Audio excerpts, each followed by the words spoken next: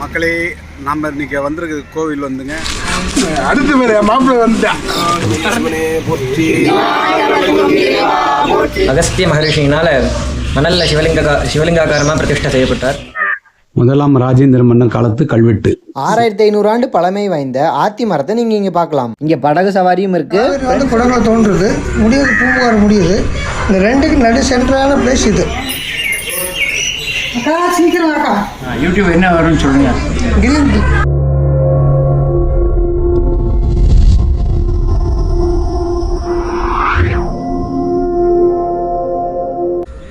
வணக்கம் தமிழ் உறவுகளே, இன்றைக்கு நம்ம வந்திருக்கும் கோவில் தமிழ்நாட்டில் எங்கேயுமே காண முடியாத இயற்கை வாய்ந்த காவிரி ஆற்று நடுவில் தனி தீவில் இருக்கும் ஒரு அழகிய சிவன் கோவிலுக்கு தான் நம்ம வந்திருக்கிறோம். இந்த கோவிலின் சிறப்பு என்னென்னா, இங்கே இயற்கையும் ஆன்மீகமும் ஒரு சேர அமையப்பட்டுள்ள இந்த சிவத்தலத்துக்கு எங்கள் குடும்பத்தோடு வந்தீங்கன்னா காவிரி ஆற்றின் அழகையும் பார்த்துட்டு படகு சவாரியும் செய்துக்கிட்டு ஒரு குடும்பத்தோடு ஒரு நாள் வர வேண்டிய கோவில் தாங்க நட்டாற்றீஸ்வரர் கோவில். இந்த வீடியோவில் நான் இந்த கோவிலின் வரலாறு, அழகு, சிறப்பு எல்லாம் தெளிவாக பார்க்கலாம். வாங்க மக்களே.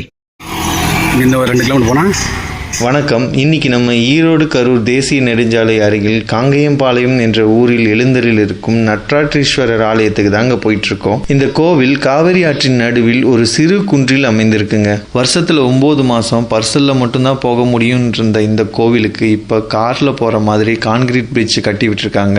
ஸோ நம்ம காரை ஆற்றுக்கு நடுவில் இருக்க இந்த கோவிலின் அடிவாரத்திலே பார்க் பண்ணிக்கலாம். இந்த கோவிலின் மூலவரான சிவபெருமான் அகத்தியர் அவர்களால் மண்ணால் செய்யப்பட்ட லிங்க வடிவில் காட்சியளிக்கிறார். சிவபெருமான் மேல் தளத்திலும் நல்லநாயகி அம்பாள் கீழ்த்தளத்திலும் திருமண கோலத்தில் அருள்பாலிக்கின்றனர். ஞாயிறு மற்றும் திங்கட்கிழமைகளில் இங்கு வழிபடுவது விசேஷம். இதெல்லாம் விட இந்த கோவிலுக்கு நீங்க வந்தீங்கன்னா ஆற்றுக்குளியல், பரிசல் சவாரின்னு அரை நாள் நீங்க சந்தோஷமா இங்க டைம் ஸ்பெண்ட் பண்ணலாம். குடும்பத்தோடு இந்த கோவிலுக்கு வந்து நட்டாற்றீஸ்வரர் அருளை பெறுங்க.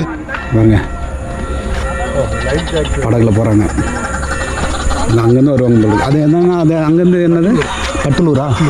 பட்டலூரில் அங்கேருந்து இப்போ இங்கே வரையும் வரவங்க அப்படிங்கிருந்து வரும்போது போட்டிங் போகிறாங்க. அதான் அது பரிசில் அவங்க போகிறாங்க.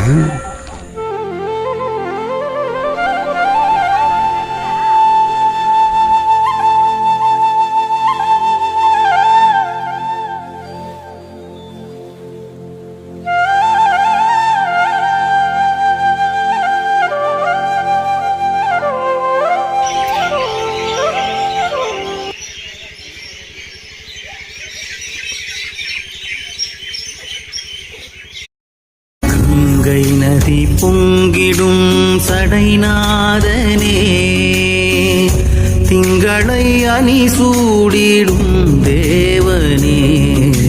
கங்கை நதி பொங்கிடும் சடைநாதனே, திங்களை அணி சூடிடும் தேவனே. என்றோம் உன் பாதம் பணிந்தோம், என்றோம் உன் பாதம் பணிந்தோம்.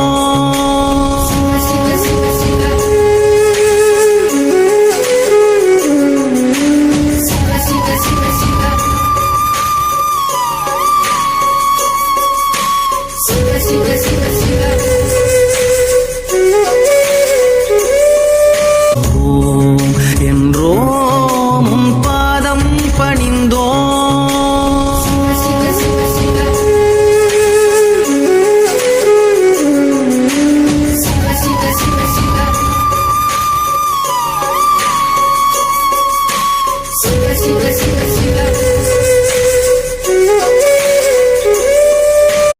இது பாறையில இருந்ததுங்க. பாறையிலேயே அந்த சாமி வச்சிருந்தாங்க. பரிசல் வச்சுதான் வர முடியும் முதல்ல எல்லாம்.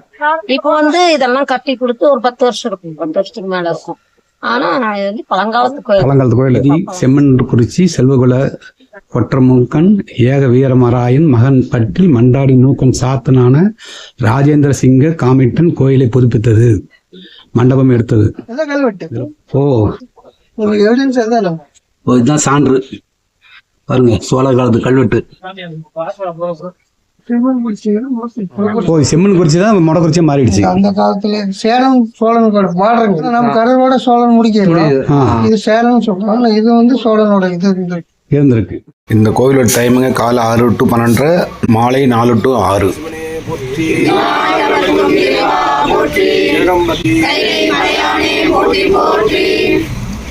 நாங்கள் சிவனடியார் திருக்கூட்டம் நாமக்கல் மாவட்டம் பரமத்தீவுக்கு அருகே உள்ள கிராமத்திலிருந்து நட்டாத்தீஸ்வரர் தரிசனம் பண்ண வந்திருக்கிறோம்.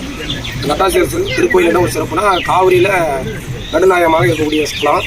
இங்கே வந்து அகத்திய பெருமானே பல ஸ்தலங்களை வழிபாடு செய்து வரும்போது திருப்பாண்டி கொடுமுடியில் தவம் பண்ணியிருக்கிறாரு. அதுக்காக வந்து இங்கே வந்து நட்டாத்தீஸ்வரர் கோயிலில் முதல் அவர் தான் வந்து சிவலிங்கத்தை பிரதேசத்தை பண்ணி வழிபாடு செய்திருக்காரு. அதுதான் இப்போ இந்த நட்டாத்தீஸ்வரர் அமைப்பாக இருக்குது. அதுக்காக நாங்களாம் வந்து ஓடி இந்த ஞாயிற்றுக்கிழமை நாங்கள் ஒரு தரிசனம் பண்ணுவதுக்காக நாங்கள் எல்லாரும் தமிழ் கடவுள் சிவபெருமான். தமிழ் கடவுள் சிவபெருமான். நான் வந்து அகத்திய பெருமான் வந்து பார்த்தீங்கன்னா திருதிசையில் பல மாதம் செய்த திருச்சியில் பல திருவிளையாடல் செய்வதற்காக எம்பெருமான் சிவபெருமானே அகத்திய பெருமான் வடகையில வந்து அனுப்பப்பட்டாரு. அவர் வந்து பல கடங்கள் எல்லாம் தரிசனம் செய்து அகத்தியருக்கு பொதுவாக திருக்கல்யாண காட்சி பார்க்கறதுக்காகவே கைலாயத்திலிருந்து சுவாமி அமைச்சிருக்காரு. நட்டாற்றீஸ்வரர்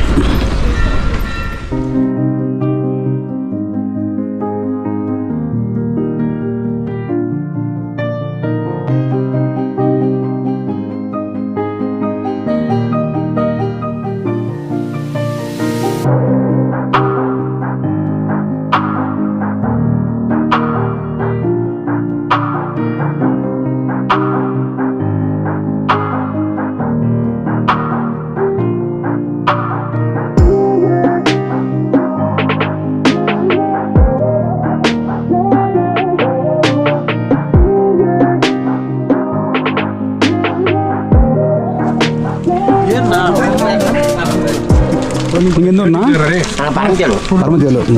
ஏன்னா எவ்வளோ பரிசலுக்கு இங்கேருந்து அங்கே போகிறதுக்கு ஒரு ஆளுக்கு 100 ரூபா கொடுத்துறேன் விடுங்க. ஒரு ஆளுக்கு 100 ரூபாய்டா. அவரு பத்தலுக்கா இருக்காமே ஒரு பக்கம் வெயிட் சாமியே பார்த்து சாமியே நீங்க வேணா வாங்கலாம்.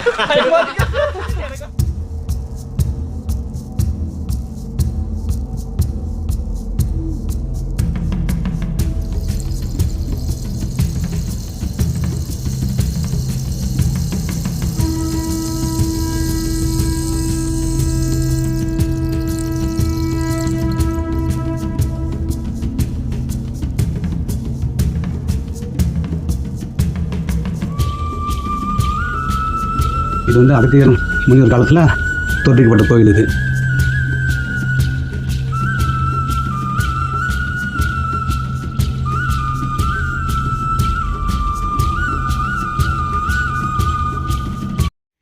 கீழே விநாயகரில் ஆரம்பிச்சு முருகன் சுவாமி பிரதட்சணம் பண்ணிட்டு அப்படியே கீழே அம்பாள்கிட்ட வந்தோம்னா ஓம் வடிவத்திலையும் அம்பாளை தரிசனம் பண்ணிட்டு மறுபடியும் முருகன் வந்தோம்னா அந்த ஓம்கார வடிவத்தில் இங்க கோயில் அமையப்பட்டுள்ளது. ஃபர்ஸ்ட் ஆத்துக்கு நடுவில் சுவாமி இருக்கனால எல்லா பூஜையுமே உச்சி காலத்துலதான் ஆகும். அது ஒரு சிறப்புங்க. அது மட்டும் இல்லாம 4 to 6 இங்க பிரதோஷம். ராஜராஜ சோழன் அவனோட அப்பா சுந்தர சோழ மகாராஜா வந்து இங்க வந்து திருப்பணியை பண்ணியிருக்காரு. நாங்க வெளியூர்ல இருந்தா கூட வராங்க. ஞான சம்பந்தர், திருநாவுக்கரசர், சுந்தரர், மாணிக்க வாசகர், குரு கடவுள், ஆட்சி பெரிய பெருமாள். இங்க பெருமாள் இருக்காருங்க இந்த கோவில்ல, அர்த்தநாரீஸ்வரர். எந்த கோவிலுமே இல்லாத சிறப்பு இந்த கோவிலில் உள்ள முருகனுக்கு உண்டுங்க. அதாவது இங்கே இருக்கிற முருகன் வந்துங்க வலது காலில் முன் வைச்சும் இடது காலில் பின் வைச்சும் நடக்கிற பாவனையில் காட்சி தராருங்க. மேலும் அகத்தியர் ஒரு முறை கோவிலுக்கு வந்து சிவபெருமானை வழிபட வந்தபோது இங்கிருக்கும் முருகப்பெருமான் அவரை வரவேற்று இங்கிருக்கும் குன்றை காட்டியுள்ளார். ஆகையால் தான் இன்றளவும் இந்த கோவிலில் முருகப்பெருமான் நடக்கும் காட்சியில் அருள்பாலிக்கிறார். இங்கிருக்கும் முருகப்பெருமானின் இடது கையில் கிளி இருப்பது எந்த கோவிலிலும் காணாத காட்சியாகும். இங்க இருக்கக்கூடிய நட்டாற்றீஸ்வரரானவர் அகஸ்திய மகரிஷியினால மணல்ல சிவலிங்காகாரமா பிரதிஷ்டை செய்யப்பட்டார். அகஸ்தியர் இங்க வந்து வாதாபி உள்ளவன்கிற 2 அசுரர்களை சம்ஹாரம் பண்ணி அவருக்கு ஏற்பட்ட பிரம்மஹத்திங்கிற தோஷத்தை நிவர்த்திக்கும் பொருட்டு இங்க இருக்க சுவாமியை மணல்ல சிவலிங்கமா பிரதிஷ்டை பண்ணி பூஜை பண்றார். அவருடைய பிரம்மஹத்திய தோஷ நிவர்த்தியான ஸ்தலம் இது. இது காவிரி ஆரம்பிக்கக்கூடிய குடகுமலையிலிருந்து காவிரி கடல்ல கலக்கக்கூடிய இடம் வரைக்கும் நீளத்திலையும் அகலத்திலையும் சுவாமி நடுவில் இருக்கிறனால இங்க இருக்க சுவாமிக்கு நட்டாற்றீஸ்வரருங்கிற ஒரு திருநாமம். அகஸ்தியர் வழிபட்டதுனால அகஸ்தீஸ்வரர் மற்றொரு திருநாமத்தோடு இங்க இருக்கக்கூடிய சுவாமி இருக்கார். இருக்கக்கூடிய சுவாமியை தோஷங்களும் விலக பெற்று வாழ்வில் அனைத்து விதமான சௌக்கியங்களும் பெற்று வாழ்வாங்கு வாழ்றாங்க. அனைவரும் நட்டாற்றீஸ்வரர் வழிபட்டு வளமோடு வாழ பிரார்த்திக்கிறோம். இந்த கோயில் அப்போ வந்துங்க மலை இந்த மாதிரி பாறையில் தான் இருந்திருக்கு. இதெல்லாம் எடுத்து கட்டியிருக்காங்க.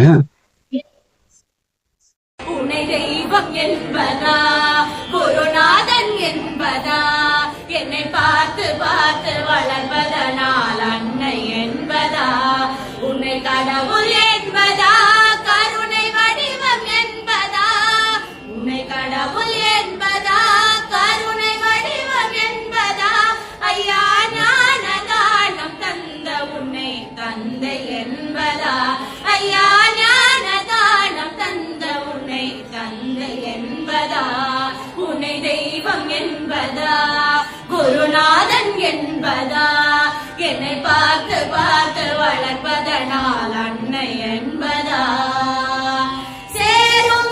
காவிரி கண்ட விநாயகர் துர்க்கையம்மன்.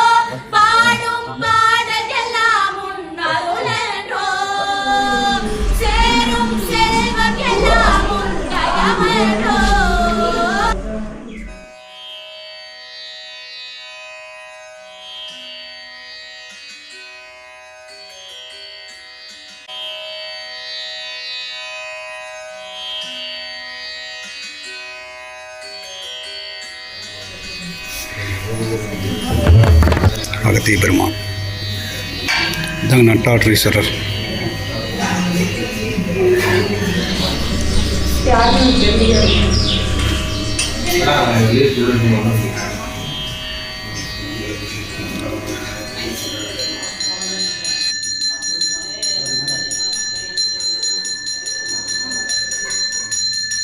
இருக்கக்கூடிய சுவாமிக்கு மகோத்சவமானது சித்திரை 1 இங்க இருக்க சுவாமிக்கு 108 சங்காபிஷேகத்தோடு சிறப்பாக பூஜை வழிபாடு நடைபெறும். அகஸ்தியருடைய பிரம்மஹத்தி தோஷ நிவர்த்தியான நாள் என்பதனால் பல லட்ச மக்கள் வந்து இங்க சுவாமியை வழிபட்டு நட்டாற்றீஸ்வரர் திருவருள் பெற்று செஞ்சிருக்காங்க. இந்த கோவிலுக்கு விசேஷ காலம் எதுவும் இருக்குன்னா சித்திரை 1 ஆடி 18 மாதாந்திர விசேஷங்கள் எல்லாமே.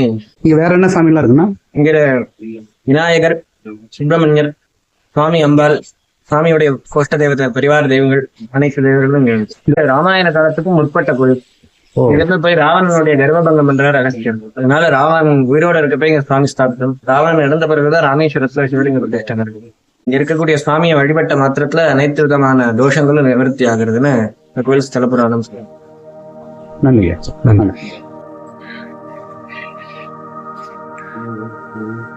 சூரிய பகவான். அகத்தியர் மணலால் செய்த லிங்கத்தை வழிபாடு செய்யும் பொழுது கம்மஞ்சோறு வச்சு இங்கே படையலாக இட்டு வழிபாடு நடத்தியிருக்கிறாரு. அதனால தான் இன்றளவும் இந்த கோவிலில் சித்திரை 1க்கு வரும் பக்தர்களுக்கு இன்றளவும் கம்மஞ்சோறும் தயிர் சாப்பாடும் பிரசாதமாக தராங்களாம். அன்னையே சரணம்.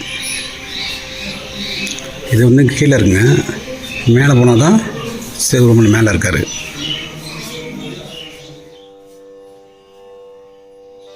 சிவபெருமான் உத்தரவு கொடுத்தா தான் நம்ம சிவன் கோவிலுக்கு வர முடியும். சிவன் கோவிலில் மேலும் சிறப்பாக இந்த ஆத்தி மரத்துக்குங்க கிட்டத்தட்ட 6000 வருடம் மேலே இருக்குன்னு சொல்கிறாங்க. இதில் மேலும் சிறப்பாக இதில் புதிதாக கிளைகள் முளைப்பது இல்லையாங்க. மார்கழி மாதங்கும்போது 3 மணிக்கு நிற்குவோம். மார்கழி மாதம் இல்லைன்னா 7 மணி இருக்கும். பிரதோஷம் சிவராத்திரி எல்லா நடந்து விசேஷம் நாளைக்கு அவசியம் சிவராத்திரி வரைக்கும் இருக்கும். இது வந்து ஆரம்பத்தில் பாறையில் தான் இருந்திருக்கேன்னா இதெல்லாம் எடுத்து கட்டினது. கைலாயவாதிகள் விழாக்களுக்கு கைலாயவாதி தொண்டு, உழவர் பணி, இந்த மாதிரி பணிகள் எல்லாம் செய்வோம். அது கோயில் கேள்வி பணி எல்லாமே செய்வோம். உங்கள் தொடர்பு உடனே எப்படி நம்பர் கான்டாக்ட் நம்பர் இருக்குதுங்க. அது சொல்லுங்கள், அப்படி நம்பர் சொல்லுங்கள். 87 60 28 51. நன்றி. நமசிவாய.